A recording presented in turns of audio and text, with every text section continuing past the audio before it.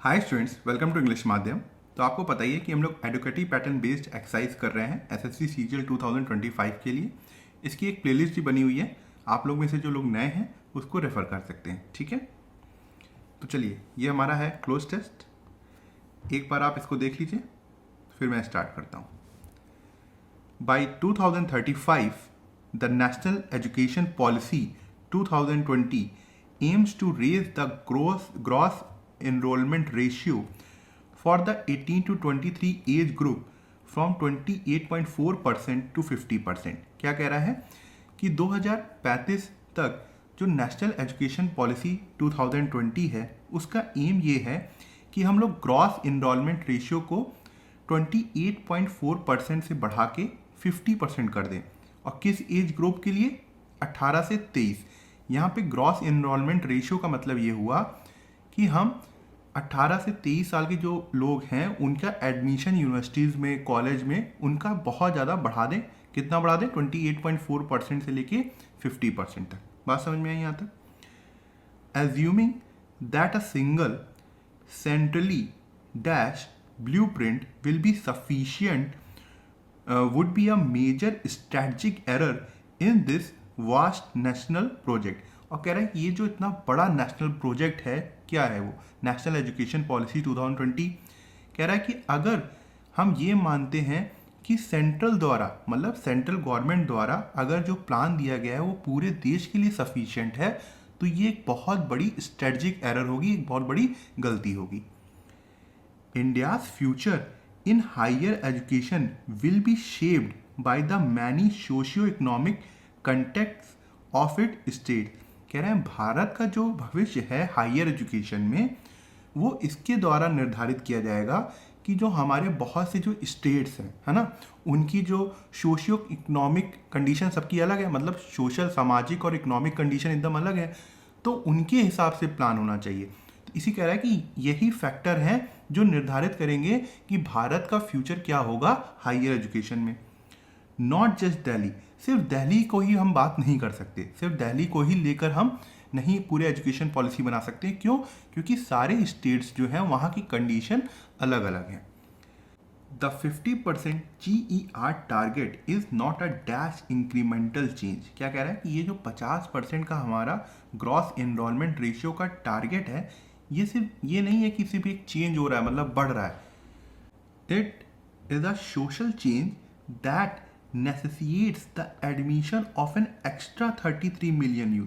कह रहा है कि ये एक सामाजिक चेंज होगा जो कि जरूरी बनाएगा कि हम 33 मिलियन यूथ का एडमिशन यूनिवर्सिटीज और कॉलेज में कराएं, to our universities and colleges.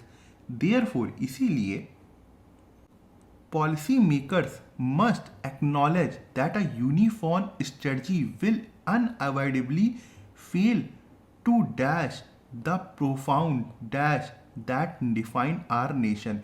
कहने का मतलब ये है कि पॉलिसी मेकर्स को ये एक तरीके से समझना होगा कि ये जो यूनिफॉर्म स्ट्रेटजी है ये हमारे देश में, जहाँ पे हर चीज़ अलग अलग है, मतलब 100 किलोमीटर में जाते ही हमारी लैंग्वेज चेंज हो जाती है, हमारे रहन सहन का तरीका चेंज हो जाता है, इतना जो डिफ्रेंशिएशन है हम लोग के बीच में, वो एक जो प्लान है वो नहीं कर पाएगा। मतलब सब, हर स्टेट के लिए एक अलग अलग स्ट्रेटजी होनी चाहिए। Hence the policy movement forward has to be federated. इसका क्या मतलब हुआ कि ये जो हमारी पॉलिसी है ये राज्य सरकार और केंद्र सरकार दोनों के द्वारा आगे बढ़ाई जाए। मतलब राज्य सरकार और केंद्र सरकार का एक मेल होना चाहिए, मेल जोल होना चाहिए कि वो इस पॉलिसी को आगे बढ़ाएं। फेडरेटेड का मतलब सब समझ गए होंगे, क्योंकि हमारी जो गवर्नमेंट है, एक तरीके से हमारा जो सिस्टम है, कॉन्स्टिट्यूशनल सिस्टम है, वो फेडरल है, मतलब स्टेट भी है और यूनियन भी है। Compare to a state like Tamil Nadu, अगर हम तमिलनाडु से कंपेयर करें, which has nearly achieve the national GER target, जिसने लगभग GER टारगेट को पा लिया है। Bihar which is only beginning to dash, अब क्या होगा कि बिहार जो है वो अब सुधरने वाला है, मतलब अब बिगिनिंग स्टेज में है, पहले स्टेप में। तमिलनाडु तो उसने टारगेट पूरा कर लिया है, मगर अब बिहार जो है उसमें इम्प्रूवमेंट हो रही होगी। कॉन्फ्रेंस एसेंशियली डिफरेंट ऑब्स्टिकल, और साथ ही साथ उसके पास, बिहार के पास अलग अलग तरीके की समस्याएं हैं। ठीक है, अब ये वाला क्वेश्चन करो। Assuming that a single centrally dash blueprint, blueprint यहाँ पे क्या है, एक तरीके से प्लान है, ये क्या है, नाउन है। यहाँ पे आना क्या चाहिए, एडजेक्टिव आना चाहिए। डिस्क्रिशनरी ये क्या है, एक एडजेक्टिव है, इसका क्या मतलब होगा, ऑप्शनल, मतलब आपके पास चॉइस है, आप चाहो तो करो या तो ना करो। ठीक है, ये मीनिंग नहीं निकल रहा है यहाँ पर। इर्कसम, इसका क्या मतलब होता है, एनोइंग। ठीक है, मतलब परेशान करने वाला, एनोइंग। और इसकी जो पार्ट ऑफ स्पीच क्या होगी, वो होगी एडजेक्टिव। ऑप्शनल, ऑप्शनल तो इसका सिनोनिम हो गया डिस्क्रिशनरी का, तो ये तो होगा नहीं। मैंडेटेड मतलब अनिवार्य, जरूरी, तो ये हो, एक तो एडजेक्टिव की तरह भी काम करता है, ये वर्ब की थर्ड फॉर्म की तरह काम करता है, तो यहाँ पे एडजेक्टिव की तरह हम यूज करेंगे इसको, तो क्या होगा, मैंडेटेड ब्लूप्रिंट। ठीक है, सेकेंड वाले पे आओ। The 50% GER target is not a dash incremental change, मतलब कहने का मतलब यहाँ पे क्या था कि जो 50% का जो टारगेट बढ़ रहा है, ये सिर्फ एक चेंज नहीं है, ये एक चेंज है, सामाजिक चेंज है बहुत बड़ा। देखो यहाँ आगे लाइन होगी इसकी, it is a social change that necessitates, समझ में आया। तो क्या आना चाहिए यहाँ पर, सब्सटेंशियल। देखो सब्सटेंशियल होता है इसका पार्ट ऑफ स्पीच एडजेक्टिव, इसका मतलब होता है इंपॉर्टेंट। ठीक है, इंपॉर्टेंट, तो यहाँ पे ये मीनिंग तो आ नहीं रहा है। मेयर, मेयर भी एक एडजेक्टिव होता है और इसका मतलब होता है ओनली या फिर जस्ट, हिंदी में मीनिंग इसका आ जाएगा मात्र। कॉलोसल, ये होता है, इसका मीनिंग भी एडजेक्टिव होता है, बहुत बड़ा, बहुत विशाल। ठीक है, तो कॉलोसल यहाँ पे कोई मीनिंग है नहीं। स्क्रपलस, ये क्या होता है, एडजेक्टिव होता है और इसका मीनिंग होता है ईमानदार। क्या आएगा यहाँ पे, is not mayor a incremental change, मतलब मात्र ये सिर्फ एक चेंज नहीं है, बढ़ता हुआ चेंज नहीं है, ये सामाजिक चेंज है, तो यहाँ पे क्या होगा, B. Therefore, policymaker must acknowledge that a uniform strategy will unavoidably fail to the profound। क्या होगा टू के बाद, यहाँ पे to as a infinitive verb की तरह यूज हो रहा है। ठीक है, टू के बाद क्या आती है, टू प्लस वर्ब की बेस फॉर्म। क्या एड्रेसेस लिख सकते हैं, नहीं। एड्रेस लिख सकते हैं, नहीं।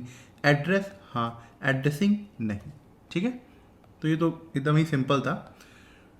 To address the profound dash that define our nation, क्या हमारे नेशन को डिफाइन करता है, हमारे देश की परिभाषा क्या है। सोचो लोग हमसे हमें क्या कह के बुलाते हैं, क्या हम यूनिफॉर्मिटीज़ है, हमारे यहाँ सब हर कोई एक जैसा है, नहीं। डिस्पैरिटीज़ है, क्या हम अलग अलग हैं, मतलब हमारे बीच में डिफरेंसेस हैं। डिफरेंसेस किस रूप में, कि सामाजिक रूप से, इकोनॉमिक कंडीशन के रूप से, तो बहुत सी असमानताएं हैं हमारे अंदर, तो ये हो सकता है। पैरिटीज़ का मतलब होता है समानताएं, हम सामान्य हैं, इक्वल हैं, तो ये भी नहीं होगा। कैविएट, कैविएट का मतलब होता है चेतावनी, तो यहाँ तो कोई मीनिंग ही नहीं आ रहा, तो यहाँ पे क्या होगा, that disparities that define our nation. ठीक है, तो बी होगा। Compare to state like Tamil Nadu which has nearly achieve the national GE target, Bihar which is only beginning to, क्या करने जा रहा है, क्या शुरुआत हो रही है उसकी, क्लाइम, बढ़ने की।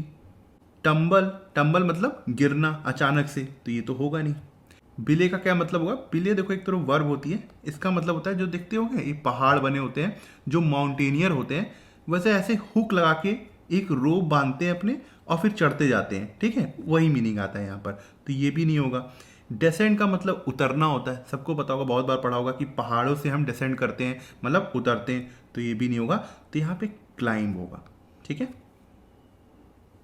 अब ये सिक्स्थ क्वेश्चन देखो, इसमें करना क्या है कि S1 फिक्स है, S4 फिक्स है। ठीक है, हमको S2 और S3 बताने हैं, और ये बताना है कि इन PQRS में कौन सा S2 और कौन सा S3 होगा।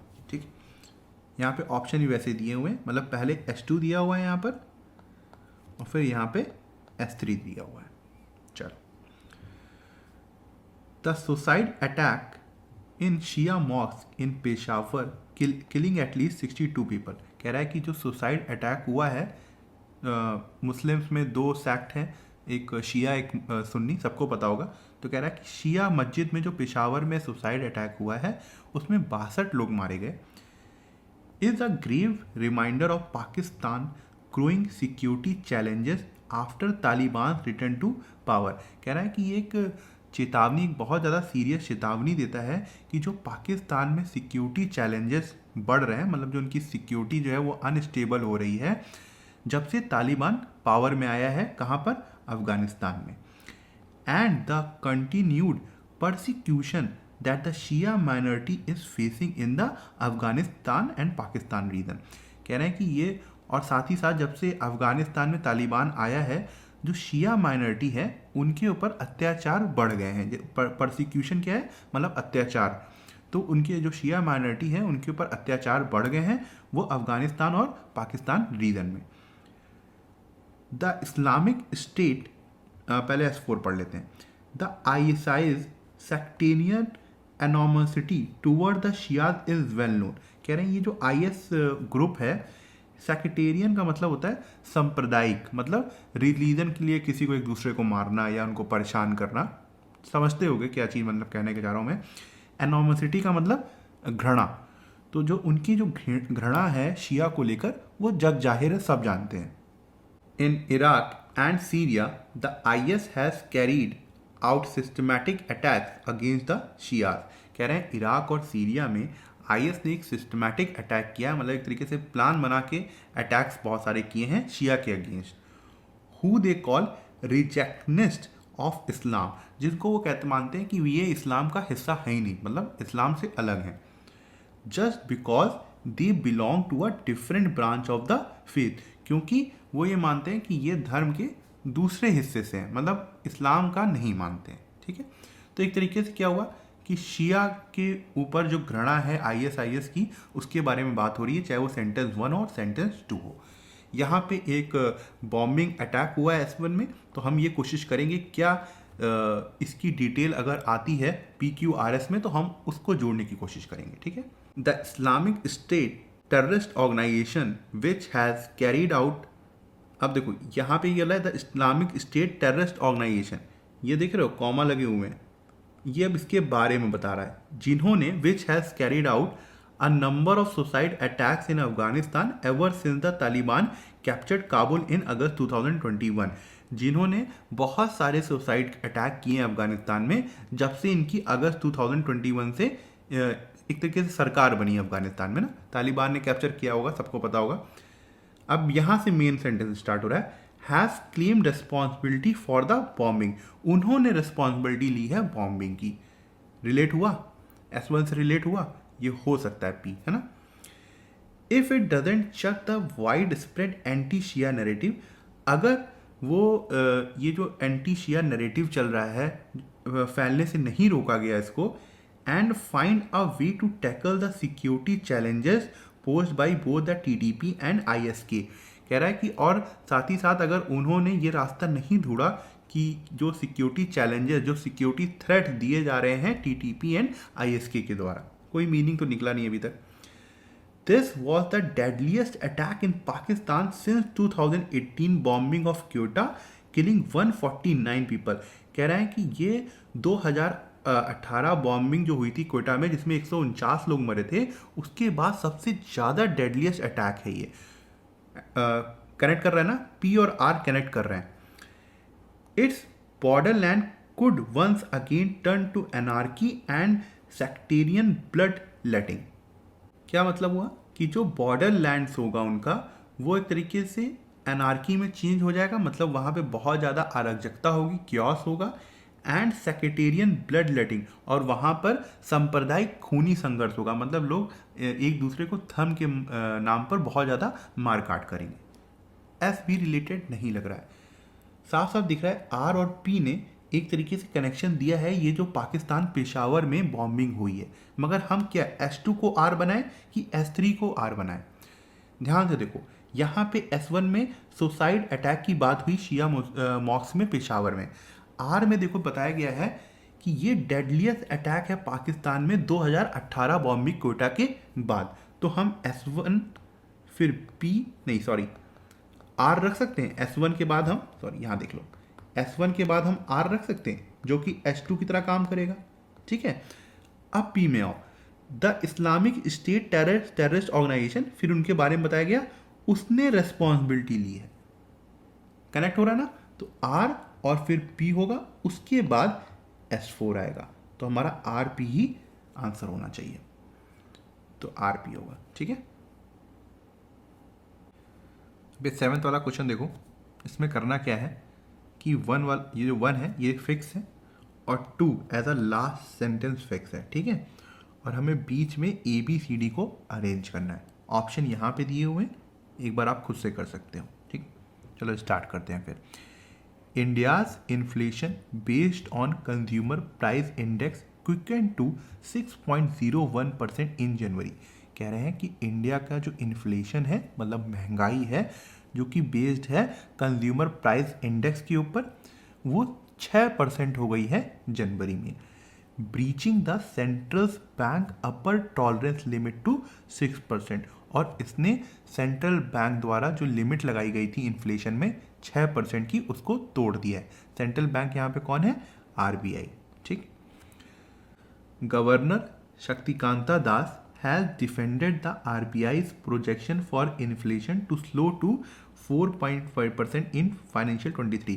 कह रहे हैं जो शक्तिकांता दास हैं जो कि गवर्नर हैं, उन्होंने RBI का जो प्रोजेक्शन है उसको सपोर्ट किया है कि जो इन्फ्लेशन है वो फाइनेंशियल ईयर 23 में 4.5% तक कम हो जाएगी। By citing the base effect, और किस आधार पे कहा है कि उन्होंने कहा कि जो बेस इफेक्ट है as the cause for higher headline inflation this fiscal. Base effect का मतलब यहाँ पे क्या हो गया कि मान लो कि 2023 में, ठीक है, कोई चीज़ 100 रुपये की थी, आज वही 2024 में 150 रुपये की है, तो यहाँ पे कितने का इंक्रीज हुआ है? 50% का इंक्रीज हुआ है, ठीक है, प्राइस में। अब मान लो ये 150 है 2024 में, अब 2025 में ये हो जाए 175, तो कितने का इंक्रीज हुआ है भाई? 25 रुपये का हुआ है, 150 में 1/6 आ जाएगा, कितना हो जाएगा? 16.66% का इंक्रीज होगा। तो यहाँ पे क्योंकि अब बेस बन गया है 2024, तो कह रहे हैं कि ये जो हेडलाइन बनी है, क्योंकि जो बेस इफेक्ट था, मतलब पिछला साल था, उसकी वजह से बनी है। And predicted that a similar base effect would help enable a down trend in the coming month. और कह रहे हैं कि आगे आने वाले जो महीने हैं यही सिमिलर बेस इफेक्ट ही क्या कहते हैं, स्लो कर देगा इन्फ्लेशन को। क्यों? क्योंकि अब जो पिछला जो बेस इफेक्ट है, बेस माना जाएगा, वो दूसरा होगा, ठीक है। एक तरीके से इन्फ्लेशन की बात हो रही है, महंगाई की बात हो रही है, तो चलो देखते हैं अब। Oils and fats quicken the fastest at 18.7%। जो ऑयल और फैट है उनकी क्या कहते हैं, कितना महंगे हो गए हैं वो? 18.7% हो गए हैं। प्रोविजनल एस्टिमेट्स, जो इनिशियल एस्टिमेट्स हैं, प्रोविजनल मतलब जो स्टार्टिंग में एस्टिमेट्स आए हैं, शो द हिंटरलैंड, हिंटरलैंड का मतलब rural areas, with is greater proportion of the countries poor, क्योंकि जो सबसे ज़्यादा देश की गरीबी है वो उन्हीं में सबसे ज़्यादा उनका हिस्सा है, तो उनके बारे में बताया गया है। बोर द बर्न्ट, इसका क्या मतलब हुआ? सबसे ज़्यादा इफेक्ट उन्हीं के ऊपर पड़ा है। ऑफ राइजिंग फूड प्राइजेस, जो फूड प्राइजेस बढ़ रहे हैं, with rural food prices inflation sprinting to 5.8% from December 3.39%। कह रहे हैं कि जो रूरल फूड प्राइस का जो महंगाई है वो 3.39% से 5.18% बढ़ गया है। While the headline number was no surprise given that the RBI had forecast the acceleration। कह रहे हैं ये जो हेडलाइन है नंबर 1 सेंटेंस में, ये कोई सरप्राइज नहीं है क्योंकि RBI ने पहले ही उसकी भविष्यवाणी कर दी थी। The official data merit scrutiny, कह रहे हैं फिर भी जो ऑफिशियल डेटा है उसकी जांच होनी चाहिए। तो the RBI had been expected to start normalizing its pandemic era policy stance। कह रहे हैं कि RBI से ये उम्मीद की जा रही थी कि जो उन्होंने पैंडेमिक एरा में पॉलिसी अपनी बनाई थी उसमें वो कुछ नॉर्मलाइजेशन करेंगे, मतलब ढील देंगे। In February monetary policy meeting में, जो फरवरी मॉनेटरी पॉलिसी मीटिंग थी उस, and reaffirm it resolve to contain inflation, और अपने प्रॉमिस को एक तरीके से अपनी जो लक्ष्य है उसको दोहराएंगे कि उन्हें इन्फ्लेशन को कंट्रोल करना है। The central bank retain the status quo in order to support economic growth. हालांकि जो सेंट्रल बैंक था, आरबीआई था, उसने चीज़ों को वैसे ही रखा जैसे पहले थी, इकोनॉमिक को सपोर्ट करने के लिए। ठीक है, क्या होना चाहिए हमारा पहला सेंटेंस? यहाँ पे इन्फ्लेशन की बात आई, India inflation based on the consumer price quickened to 6.01%। ठीक है, ये एक हेडलाइन थी। यहाँ पे देखो सी कह रहा है कि ये जो हेडलाइन है ये कोई सरप्राइज नहीं था, क्योंकि आरबीआई ने पहले ही फोरकास्ट कर दिया था। तो हम स्टार्ट कर सकते हैं सी से, मतलब 1 और ए सी। ठीक है, अब बी को देखो, कह रहे हैं ये जो इनिशियल एस्टिमेट्स हैं, अभी हेडलाइन की बात हुई, वो हेडलाइन किसकी थी? जो इनिशियल कैलकुलेशन हुई है उसमें रूरल एरियाज़ के बारे में दिखाया गया है कि सबसे ज़्यादा जो पुअर पॉपुलेशन जिनके पास है उन्हें सबसे ज़्यादा झेलना पड़ा है। तो हम सी बी कर सकते हैं। अब देखो यहाँ पर 3.39 से 5.18% रूरल में बढ़ गया। अब ये देखो अचानक से एक सेंटेंस आया, ऑयल और फैट कितने महंगे हो गए, तो हम इसको ई में ले सकते हैं। भाई यहाँ पे पहले रूरल में दिखाया गया कि 3.39 से 5.18% महंगाई बढ़ गई है। अब फिर तुम दिखाओगे भी ना कि और कहाँ कहाँ बढ़ी है, तो ऑयल और फैट्स में भी 18.7 तक क्या कहते हैं परसेंट तक महंगाई बढ़ गई है। तो यहाँ हो जाएगा सी बी ए। उसके बाद देखो डी जो है ये कंक्लूड कर रहा है थोड़ा सा कि आरबीआई से ये उम्मीद की जा रही थी कि वो चीज़ें नॉर्मल करने की कोशिश करेंगे जो फरवरी में मॉनेटरी पॉलिसी मीटिंग होनी है उसमें, मगर ऐसा उन्होंने किया नहीं, उन्होंने कोई चेंज किया नहीं। तो सी बी ए डी। अब बाद में यहाँ पे जो 2 है वो पूरा कंक्लूड होगा पैसे कि जो गवर्नर शक्तिकांता दास हैं उन्होंने आरबीआई का सपोर्ट किया है कि ये थोड़े समय के बाद चीज़ें नॉर्मल हो जाएंगी। ठीक है, तो क्या हो जाएगा C B A D.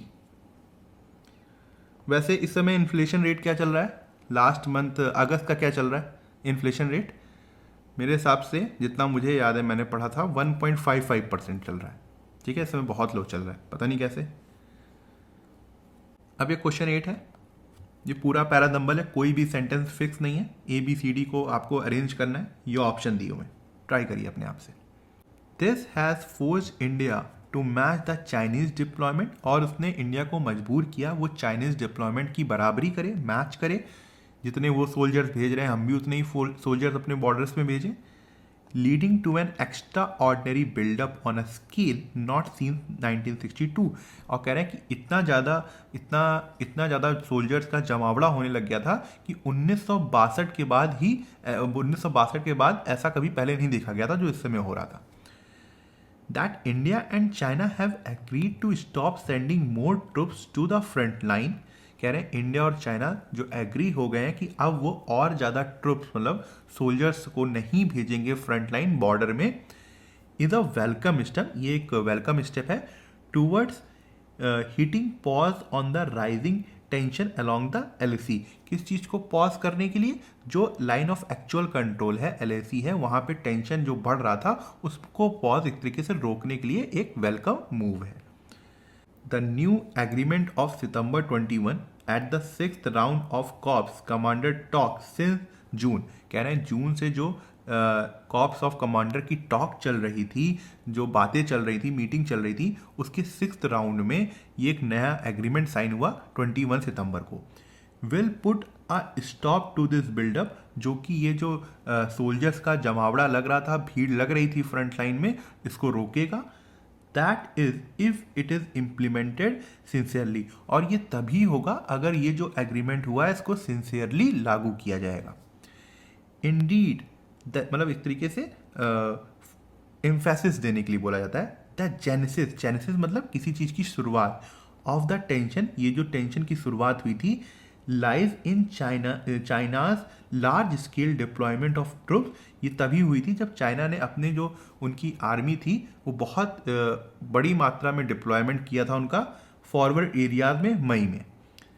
And subsequent multiple transgression, और साथ ही साथ बहुत जगह एक तरीके से ट्रांसग्रेशन किया था, मतलब बिना अनुमति के वो बॉर्डर उन्होंने क्रॉस किया था।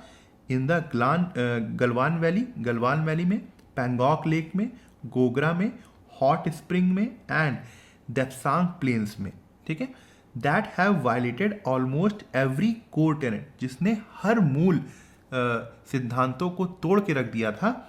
वो किसके थे वो मूल सिद्धांत? ऑफ द 4 बॉर्डर एग्रीमेंट, जो 4 बॉर्डर एग्रीमेंट किए गए थे। That have helped keep the peace since 1993, जिसने 1993 से पीस की बहाली कर रखी थी बॉर्डर लाइन में।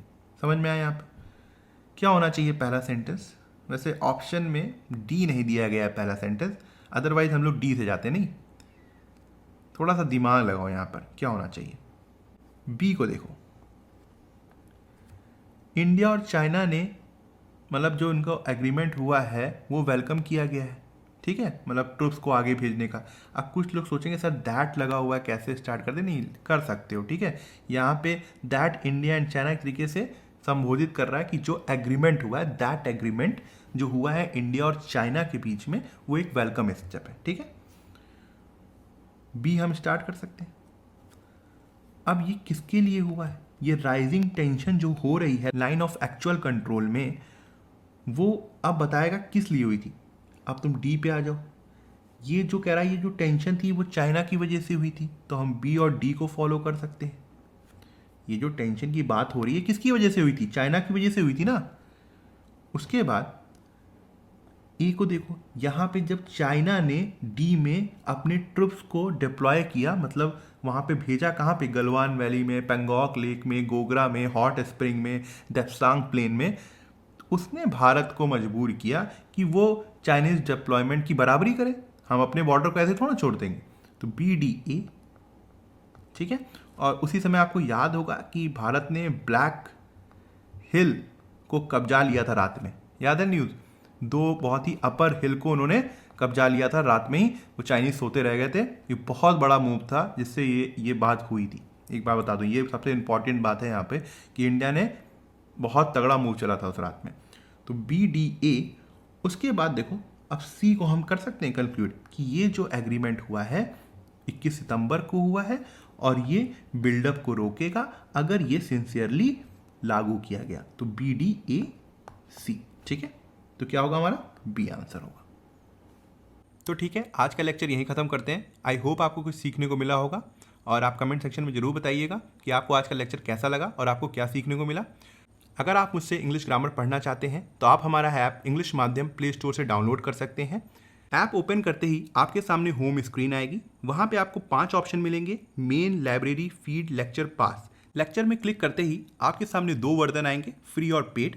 पेड में क्लिक करते ही आपके सामने इंग्लिश ग्रामर का एक सेक्शन आएगा जहाँ पे मैंने इंग्लिश एसएससी के लिए बहुत ही डिटेल में बताया हुआ है और बहुत ही सिंपल लैंग्वेज में बताया है, जो कि आपके कॉन्सेप्ट्स को और अच्छा करेगा और आपको अच्छे मार्क्स लाने में हेल्प करेगा। तब तक के लिए प्रैक्टिस करते रहिए। Thank you so much for watching this video.